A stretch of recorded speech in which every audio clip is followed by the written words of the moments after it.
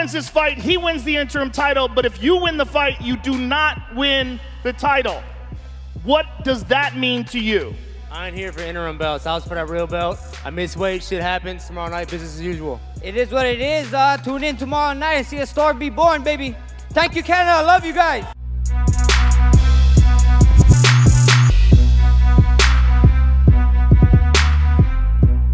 Yeah, I don't know. I think we showed up about 6 pounds heavy for the weight cut. We all showed up awesome. I had water to drop. Everything was going as planned.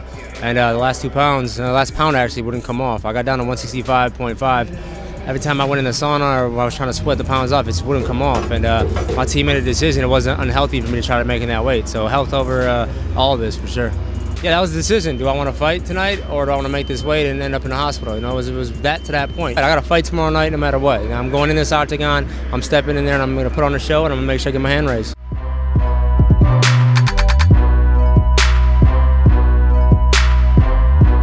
You know, it's weird. So he's saying there that last night he was 3 pounds over, which is normal, which is where you should be, right, the night before. And then in the morning, he's trying to cut the rest of the weight. He said he got to 1.5 over, and then it became a health issue. But he weighed in at 3 pounds over, so it's like he gave up and then put on another 1.5 pounds. For me, I don't agree with that. That is giving himself an advantage over Max Holloway. We all suffer making weight. Making weight isn't an easy thing. Max Holloway weighed in at the correct weight class, but he chose to rehydrate a further extra 1.5 pounds. I'm sorry, I'm not a fan of that decision. It does, and I don't want to kick a man while he's down, but we're all severely hydrated. If a doctor came and saw any of us when we were making weight, they would all say, you're severely hydrated. You need to rehydrate immediately, Mr. Bisping. That's what they would always say. Yeah. A doctor, of course, is going to say that. You don't take that advice. You don't listen to a doctor. No, you know what I'm saying? It sounds like he took the easy way out.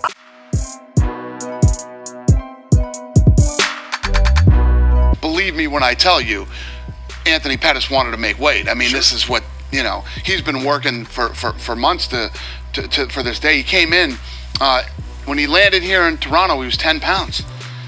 So he should have made the weight. What that tells you is he's too old and he's too big to make that weight, is my opinion. So we'll see where we go from here.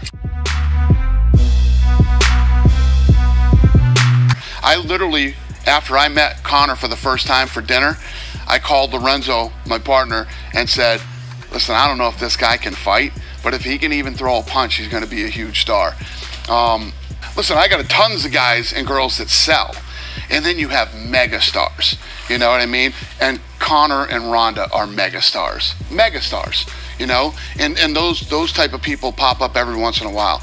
You can never have a company full of mega stars. It never happens.